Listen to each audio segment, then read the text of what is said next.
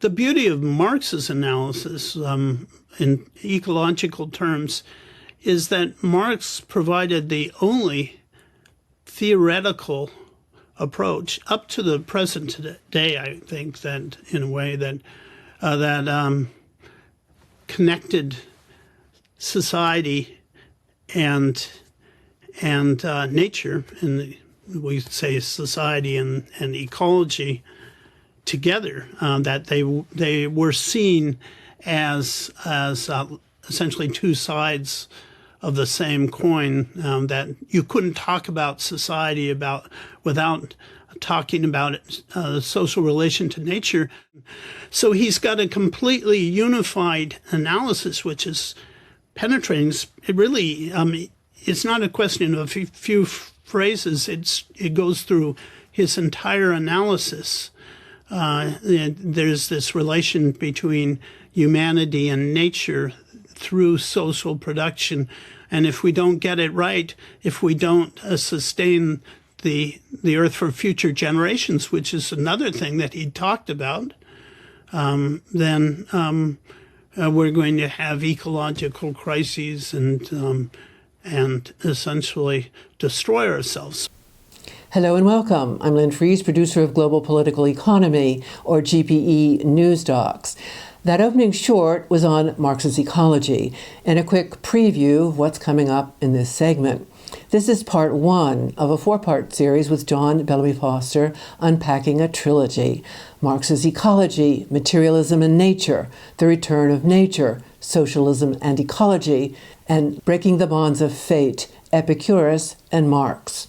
This first segment features Bellamy Foster's overview of this trilogy and his comments on Marx's Ecology. John Bellamy Foster is editor of Monthly Review and professor of sociology at the University of Oregon. He's a prolific author, co-author, and editor.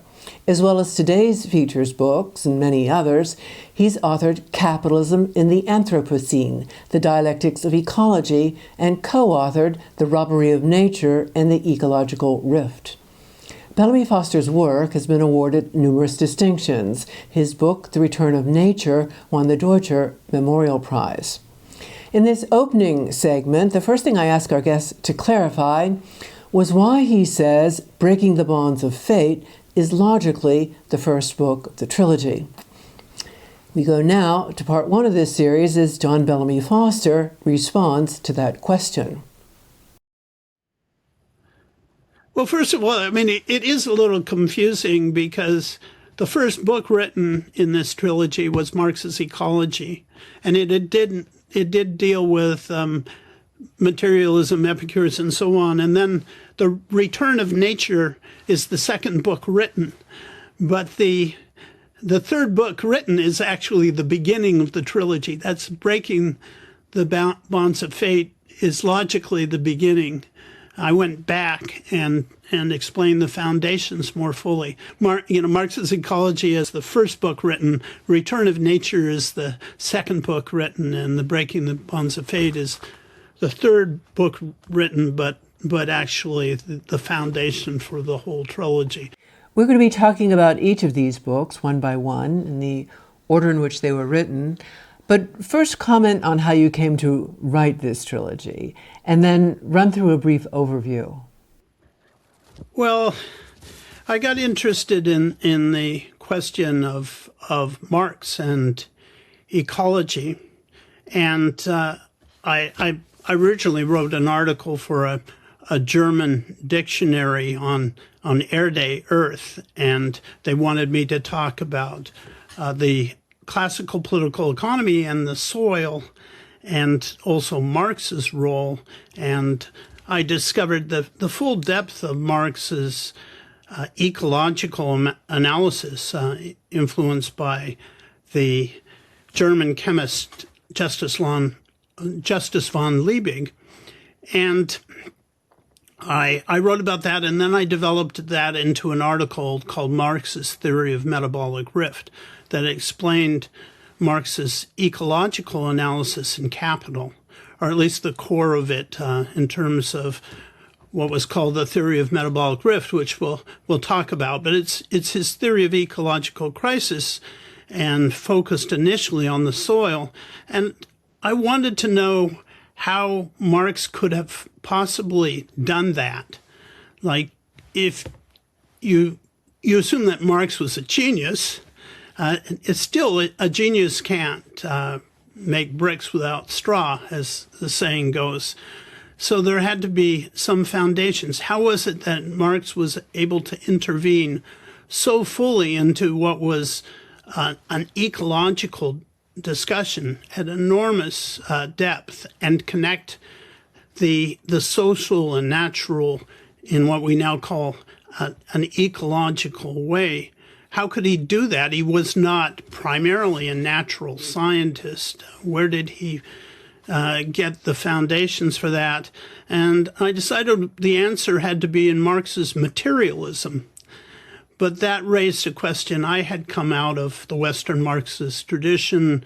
I'd been trained in economics and philosophy, and there really wasn't an answer to that. When people talked about Marx's materialism, they generally meant his economics and nothing more than that, and or it wasn't examined.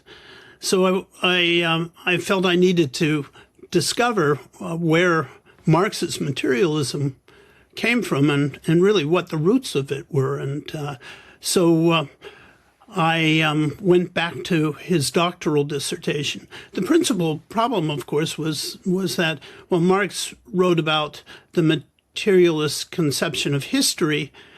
There was also a materialist conception of nature. And where did that come from? And how did Marx tie into that? So I went back to his doctoral dissertation on Epicurus, on the ancient Greek philosopher Epicurus, who was lived from 341 to 270 BCE. So that's thousands of years before, but Marx had written his doctoral dissertation on Epicurus's philosophy of nature, and that had always been a puzzle for analysts of Marx's work. But it was there that I searched for the origins of Marx's materialism. Obviously, Marx was influenced by Hegel's idealist philosophy, but where and when did he embrace materialism, and what did that mean?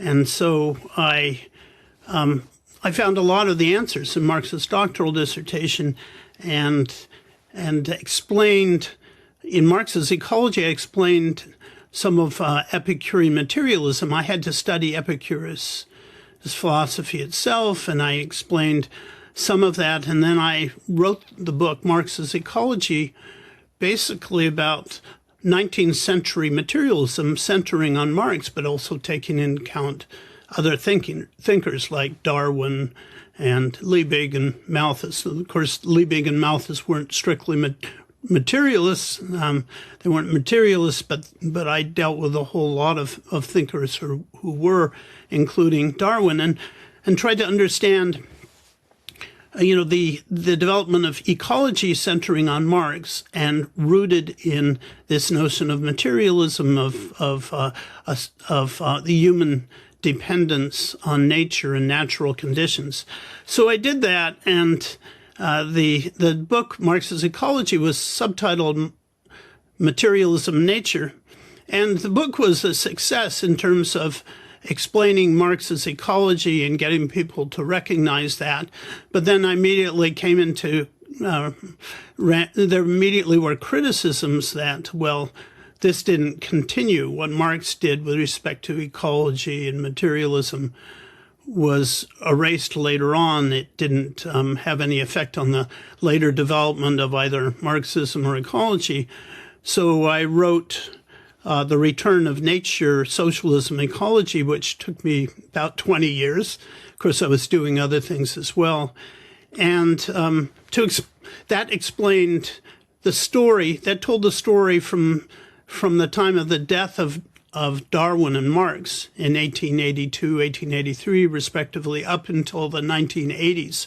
And it showed how this materialist view, ecological materialism, had grown out of Marx and Darwin and had been promoted in socialist thought, and that resulted in concepts like the concept of ecosystem and many other breakthroughs up through the ecological movement of, in the 50s, 60s, and 70s. So that story was told in The Return of Nature. And then after that, I could go back to what was the essential problem. I could go back to Epicurus and Marx and really do a thorough job this time of analyzing Epicurean philosophy and Marx's dissertation and how that had affected much of Marx's thought, which we don't recognize today or have ignored. And so I did that in Breaking the Bonds of Fate. And Breaking Bonds of Fate has 4 chapters. One is on Epicurus's life and times in ancient Athens. The second is on his philosophy. The third is on Marx's dissertation and how Epicurus influenced Marx and how he developed these ideas. And the fourth chapter is on Epicureanism and Marxism, on how this permeated much of Marxism. So I did that, but in going back and looking at Epicurus again, and I had actually been reading the materials for a couple of decades. I'd collected, and I decided that Epicurus in his time was a figure of the same stature as Marx in his, in the sense that Epicureanism was the most influential philosophy in ancient times, both in terms of adherence and in terms of duration.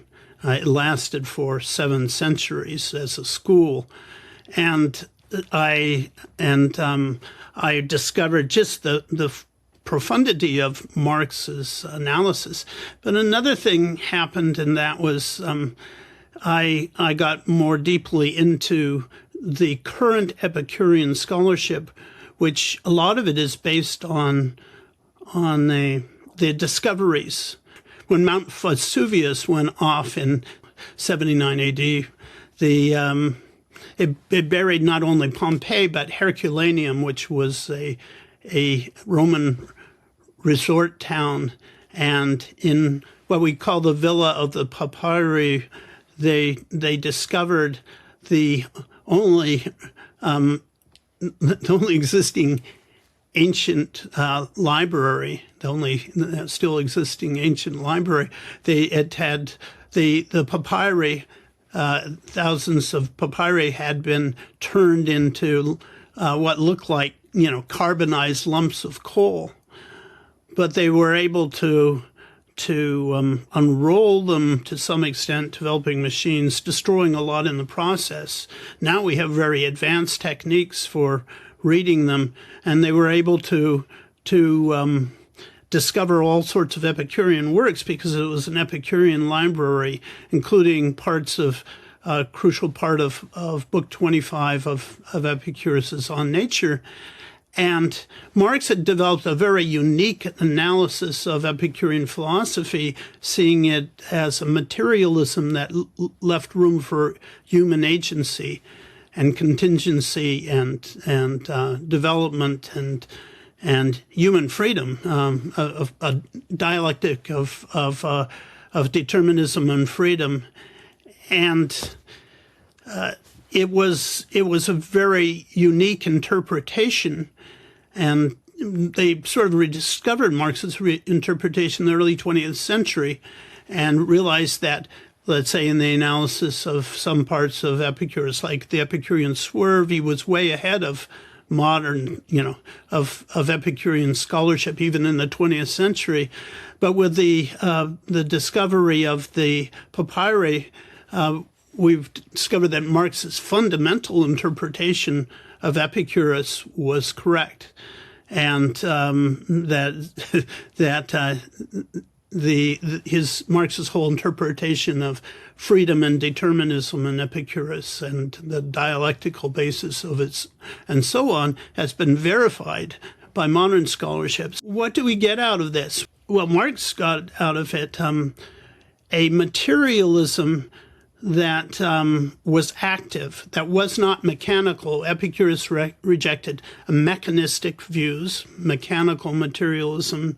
He rejected idealism. He rejected skepticism. He sort of, as Marx said, swerved away from all of that and came up with a view that took into account nature and society, that took into account a degree of determinism, causal determinism, but left room for human freedom, and that, what had a proto-evolutionary perspective, had a notion of what we call emergence, that takes into consideration the role of organization in and this is fundamental to science now, that we have certain physical properties and you could say atoms, but we also have organization, and between the two, we have a complete view of the world where there are emergent levels, and that's very important because it goes against any kind of reductionism. Marx was very anti-reductionist, and of course he got that a lot from Epicurus.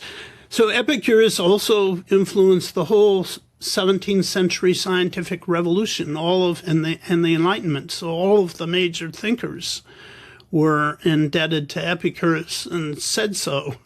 And it was part of the development of materialism. It was part of the development of the Enlightenment. And Marx knew that, and that's why he was interested. But it was fundamental because Marx had spent his time studying Hegelian idealism, but he was really inclined to materialism. But how do you construct a materialism that is ontological, that deals with the nature of being, that's epistemological, that is has an explanation of how we know things, and that's also practical, that deals with real conditions.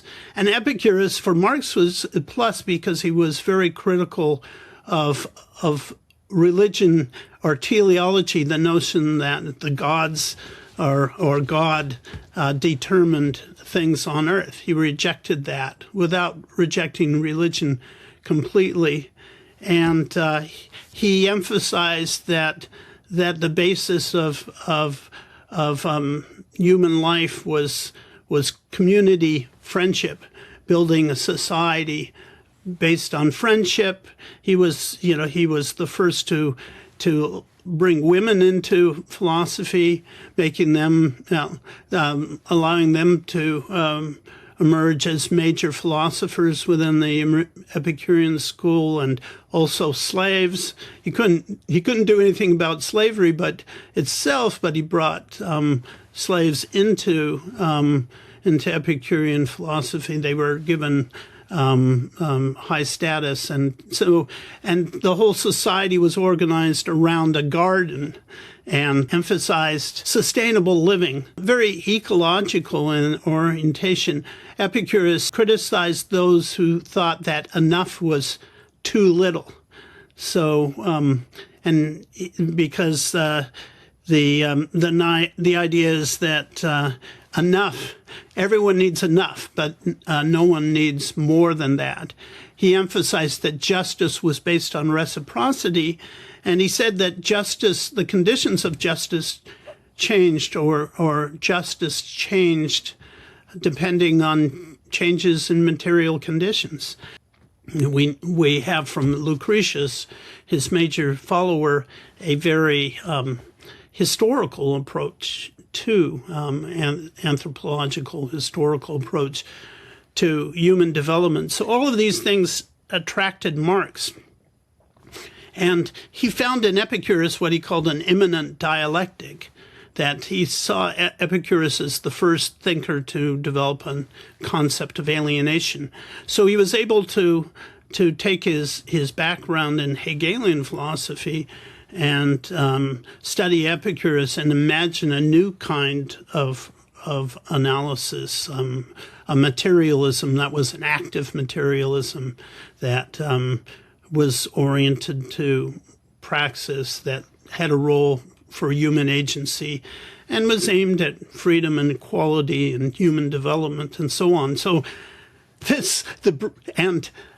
Marx quoted Epicurus Lucretius on breaking the bonds of fate. Epicurus was always about breaking the bonds of fate and making room for conceptions of human freedom without renouncing materialism or determination to some degree. So that was crucial to Marx. How do we break the bonds of fate and recognize that the world is up to us. We can change the world, and all of this is in the Epicurus and Marx relationship. And while I started out looking at materialism from the standpoint of ecology, and this is all the development of an ecological materialism, it also deals with these other issues, like how do we conceive of human freedom in a world that is also partly determined.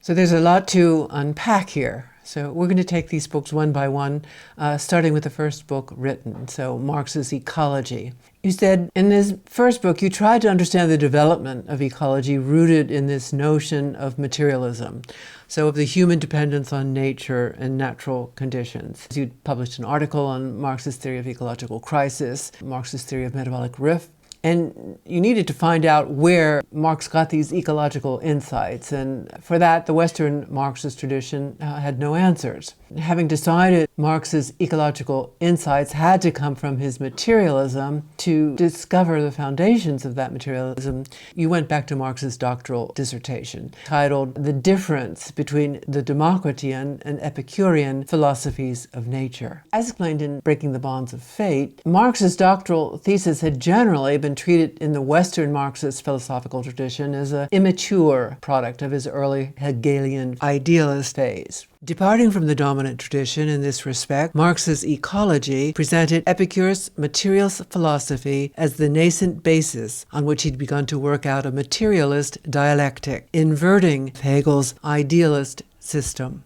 And for this, you say, Marx was able to take his background in Hegelian philosophy and his study of Epicurus and imagine an active materialism that had a role for human agency and that was aimed at freedom and equality and human development and so on. As we talk about this first book, let's start with this notion of materialism. So Marx's Ecology emphasizes the necessary connection between materialism and ecology, which is stated in the book's intro is the whole point of the study. And then goes on to clarify this notion of materialism and state, quote, in its most general sense, materialism claims that the origin and development of whatever exists is dependent on nature and matter. That is, a level of physical reality that's independent of and prior to thought. The book then goes on to clarify the notion of materialism in the terms that you just referred to in your overview of the trilogy: an ontological materialism, an epistemological materialism, and a practical materialism. Can you expand on the explanation you already gave on what all that means? Well, the best thinker on this is Roy Bhaskar, and a lot of his writings are very difficult, and I've plowed through them. But what I would recommend the most is he wrote an essay, which I first encountered in Tom Bottomore's Dictionary of Marxism. He wrote an essay on materialism, which he then was included in some of his later works and developed on. But Bhaskar is very clear. There's three levels of materialism: ontological, that is the nature of being; epistemological, then how we know, the basis of human knowledge; and the third one is practical or praxis, where materialism is seen as, it's more like what we think in terms of economic struggle or struggle over the class, material conditions of production, and so on. At the level of praxis, materialism represents, starting with those material foundations, which means human production and seeing that as the basis of society and social action. But ontological materialism means that we have to have some kind of notion of what the material base is, and in that Epicurus, before him Democritus, they were atomists. They said it all came from atoms, except that Epicurus made that into less of a rigid, fatalistic sort of theory.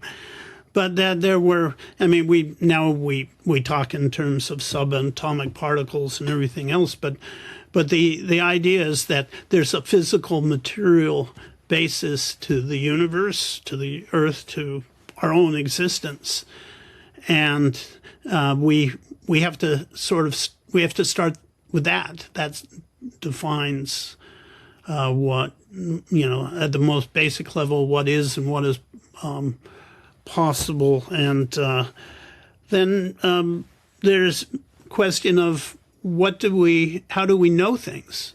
And the Epicurean approach says we know things primarily through our senses. The materialist approach always starts with the senses, with empirical analysis, starting with the conditions, the material conditions. Well, a more idealist approach starts with religion or the mind, or so on. Hegel in his Phenomenology once said that these approaches are sometimes, it can almost be viewed as equivalent, but they have different starting points, that they both represent, absolutes, like you make nature the absolute, or you make God the absolute, but you have different starting points. The materialist approach always starts with nature, material conditions, and how do we know things? We know things first through our senses, and then we build up our mind. Our mind develops, and there's a whole evolutionary process I won't get into, but basically that's the approach. We know from what we physically experience and how we rationally learn to perceive and examine that, rather than final causes. There's no teleological principle that establishes some final end that's ultimately determined by God, and ideas aren't floating signifiers that come out of nowhere or come out of, like Athena from the head of Zeus. You have to, in the materialist view, start with the basis of physical existence, and our own existence is based on our subsistence on Earth. That means through our production and how we therefore meet our needs. So that's a fundamental materialist approach, and it's rooted in a kind of ontology that says that nature is and the physical existence is basic to this. Science sees things this way. So we think of physics as the most basic science. But physics can't explain society, because even though physics explains a lot of what are the fundamental conditions of the world in material terms, society is what we call an emergent level or an integrative level that has its own laws, right? It can't be simply reduced to physics or biology or anything like that. So, but a materialist approach does that, and it seems strange because science is so much seen as the enemy of ecology. Some environmentalists, often within green theory, that science becomes the enemy. And science can be very destructive, right? But our notions of ecology, all of our fundamental notions, ecological notions like metabolism, ecosystem, the earth system, they all come out of science and out of a materialist perspective, and this is fundamental. And this is one of the reasons why Marx was able to advance so far in this. So in the introduction to Marx's Ecology, you say that, to quote, the argument of this book is based on a very simple premise, that in order to understand the origins of ecology, it's necessary to comprehend the new views of nature that arose with the development of materialism and science from the 17th through 19th centuries. Moreover, rather than simply picturing materialism and science as the enemies of earlier and supposedly preferable conceptions of nature, as is common in contemporary green theory, the emphasis here is on how the development of both materialism and science promoted, indeed made possible, ecological ways of thinking. So comment more on what you were saying there. That's essentially saying that the answer lies in materialism. And those ideas that arose in the 17th through the 19th century, that new materialism, let's say, Francis Bacon, for example, or Voltaire in a different way, they were all influenced by Epicurean philosophy, to some extent Democritus, but it was mostly Epicureanism. They had more from Epicurus, but also the Lucretius was very important. Epicurus's great Roman follower.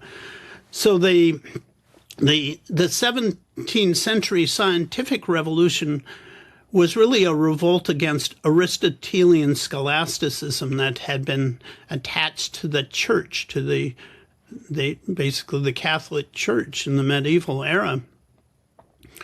And in the Renaissance, but much more in the 17th century scientific revolution, they broke away from that Aristotelian scholasticism in the understanding of nature by way primarily of Epicurus, Democritus and Epicurus, and they came up with another understanding. For one thing, the understanding which is basic to materialism and to evolutionary thought, that nature is its own explanation, that it was the rejection of final causes and teleology in the examination of nature. So in Aristotle, there were four causes, and two of them were material causes, and then there's final causes, which was always the ultimate cause was always God, the final causes. And Bacon said that final causes were like vestal virgins; they were barren. He always used metaphors. But the idea was that they were the final causes were consecrated to God, so they told us nothing about nature, and they were barren in the understanding of nature. We had to approach things in a materialist and empirical way, and it's interesting to me that Bacon said that, but then Darwin quoted that same phrase when in the 1840s when he was developing his ideas, because Darwin was struggling with materialism all through his life, which out of which his evolutionary theory came. And Marx quoted in the 1840s that same phrase from Bacon about a year from Darwin. They all were reorienting themselves to a view that nature was its own explanation, that nature created itself, that God was not responsible. And all of this sort of went back to the roots of materialism and Epicurus. So there was a whole scientific revolution going on. And the ecology cannot really be meaningfully approached, I believe, except on a materialist and realist basis. The idea that the ecology is, something that we can get just spiritually. I mean, the spiritual elements are important, or that, it just comes from some sort of sense of intrinsic nature. That isn't enough. We really needed a materialist understanding and a scientific, a realist understanding, and that's what emerged at this time. And ecology actually arose out of the understanding of materialism. In the introduction to Marx's Ecology, you go on to say, the overall discussion is structured around the work of Darwin and Marx, the two greatest materialists of the 19th century. But it's the latter who constitutes the principal focus of this work, since the goal is to understand and develop a revolutionary ecological view of great importance to us today, one that links social transformation with the transformation of the human relation with nature in ways that we now consider ecological. The key to Marx's thinking in this respect, it's contended, lies in the way that he developed and transformed an existing Epicurean tradition with respect to materialism and freedom, which was integral to the rise of much of modern scientific and ecological thought. Expand on that, and notably why you chose Marx's analysis as the principal focus of this work. Yeah, I mean, one of the beauty of Marx's analysis in ecological terms is that Marx provided the only theoretical approach up to the present day, I think, that in a way that connected society and nature, and we say society and ecology together, that they were seen as essentially two sides of the same coin, that you couldn't talk about society without talking about the social relation to nature, but at the same time it wasn't reductionist like a biological determinism or any kind of a naturalistic determinism. He perceived the role of the social in all of this, but never separated the social from the natural material conditions. And this approach led to his ecological crisis theory, what we call the theory of metabolic rift. Well, that's sort of a shorthand for a lot of other things. And Marx introduced the notion of the universal metabolism of nature. If you want to talk about nature, you talk about it as a universal metabolism. And he took the concept of metabolism that had been developed in the 19th century, and he expanded on it in social terms. So first you have the universal metabolism of nature, but what do human beings do when they produce? When we produce and transform nature, he called that the social metabolism. The social metabolism, which is really production, in Marxist terms, is what connects human beings to nature, and it's what allows us to live. And he came up with this notion of the metabolic rift, well, an interruption in a rupture, a rift, irreparable rift in the interdependent social metabolism between nature and society. And the idea was that we developed an alienated social metabolism, an alienated production that's destructive of the universal metabolism of nature, and that this is particularly prominent in capitalism, which tends to rob nature and treat it as a free gift and has anything but a sustainable relation to nature. We create this irreparable rift in the interdependent social metabolism between nature and society, and that has to be reconciled, but it can't really be reconciled within the kind of system that we have. And all of this came out of Marx's materialism. And if you look at Lucretius, Epicurus's follower, there is a place where he refers to essentially the irreparable rift or irreparable rupture when talking about death. And Marx is saying, what we're doing is killing ourselves and the earth, or the human relation to the earth, by having an alienated social metabolism that's in conflict with the universal metabolism of nature. And he ties this back to capital accumulation. So he's got a completely unified analysis, which is penetrating. It really, it's not a question of a few phrases. It goes through his entire analysis. There's this relation between humanity and nature through social production. And if we don't get it right, if we don't sustain the earth for future generations, which is another thing that he talked about, then we're going to have ecological crises and essentially destroy ourselves. So all of that is in Marx, and it comes out of this very unified materialist perspective. And Darwin is another matter. Darwin was not concerned with ecological crisis, but Darwin does teach us a lot about evolution, and that came from a materialist perspective. It's been discovered in recent scholarship in the last few decades just how much, or last half century, how much Darwin was a materialist in his notebooks, and how it's clear in his notebooks, and he tried to hide his materialism because of the religious views in England at the time. And his evolutionary theory came out of his materialism.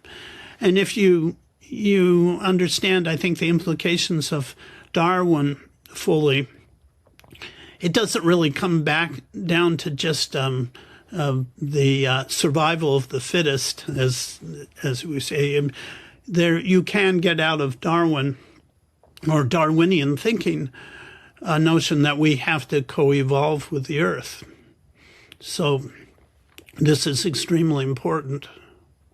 As a follow-on to your comments that Marx had a completely unified materialist perspective, I should note for viewers that there's an in-depth and multifaceted discussion of this running through all three books.